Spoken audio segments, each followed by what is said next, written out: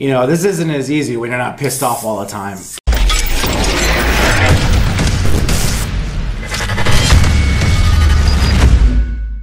What's going on? It's Friday. It's time for the second installment of My 2 Cents. And, you know, I've been doing a lot of thinking. I got a ton of things that I could talk about, and a lot of them are super relevant to kayak fishing in particular and fishing in particular. But some of them are just like general YouTube things, and being a YouTuber, it's something I'll probably cover a little bit of as well. But, you know, the purpose of this is really just to kind of start a conversation. It's not for me just to bitch, although like I mentioned before, I do love to bitch.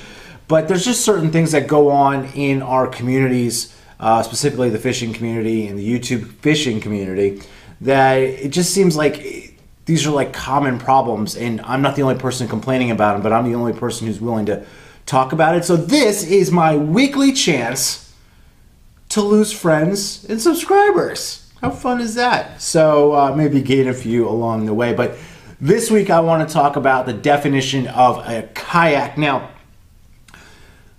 kayaks these days have gone from, you know, very, very simplistic to just a sit on top was considered a fishing kayak, to now there's pedals, there's trolling motors, there's Bixby jets, there's everything underneath the sun, and we're all guilty of tricking out our kayaks. But when is a kayak no longer a kayak? Now, here's my opinion on this stuff. A kayak, by definition, in Merriam-Webster or whatever dictionary I looked it up in, is basically a small, lightweight marine vessel that's propelled by a double-bladed paddle. But to me, a kayak is a little bit more than that. A kayak is a personal watercraft that can be manned and maneuvered by one particular individual and powered by one particular individual. That being said, it has to be man-powered. So recently, one of my subscribers asked on a comment, like, what do I think about all these, you know, motorized kayaks and these Bixby jets and everything like that? Well, you know, it's not a kayak anymore, in my opinion. You know, I think when Native came out with the Titan 13.5, everybody looked at that kayak and said, that is close to the dimension of a John boat. It's sluggish like a John boat. It's certainly got the width of a small, tiny John boat.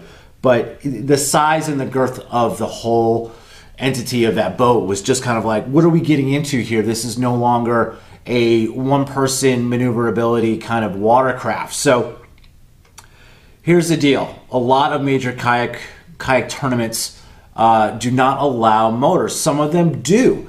It also depends on what part of the country you're in. Some people are like, yeah, motors are completely and totally fine. And some people are like, no way in hell. Now, New Canoe, who's another manufacturer, they do make boats that are specifically designed to handle and carry the weight of a trolling motor.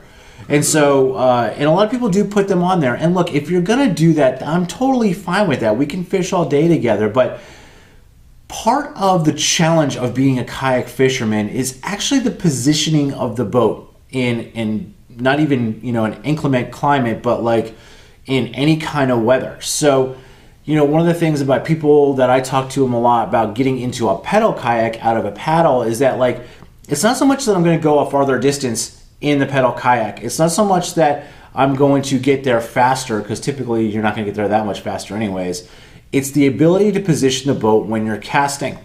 Now, if you have a Minn Kota Spotlock trolling motor on your kayak, that really kind of takes any of the skill out of it. You're literally just on a fishing platform, and you might as well be almost trying to fish from the bank, although, you know, it's kind of a far stretch.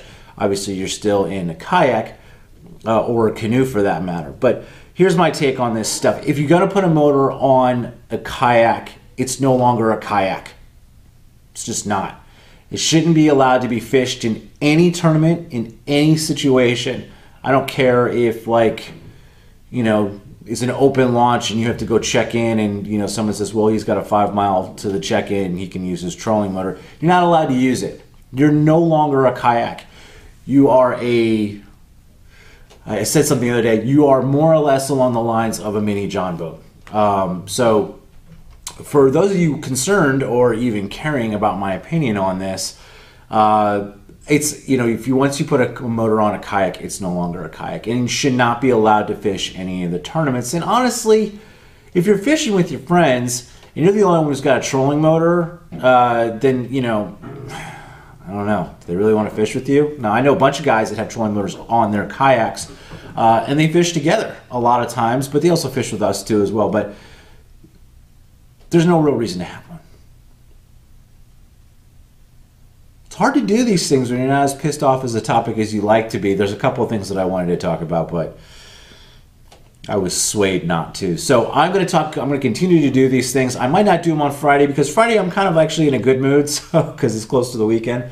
Thanks for watching these things. Hey, I had a viral video, or kind of a video go a little viral, which was kind of cool. So thanks to any of the new subscribers that are here from that. I'm going fishing this weekend with a bunch of friends that did not go to the KBF National Championship, and oddly enough, we all qualified. So be on the lookout for that to be the next video. Will be a fishing video. Thanks for watching these things. Give this one a like. Comment below on what you think about this little topic, and I'll talk to you soon. Thanks. Bye.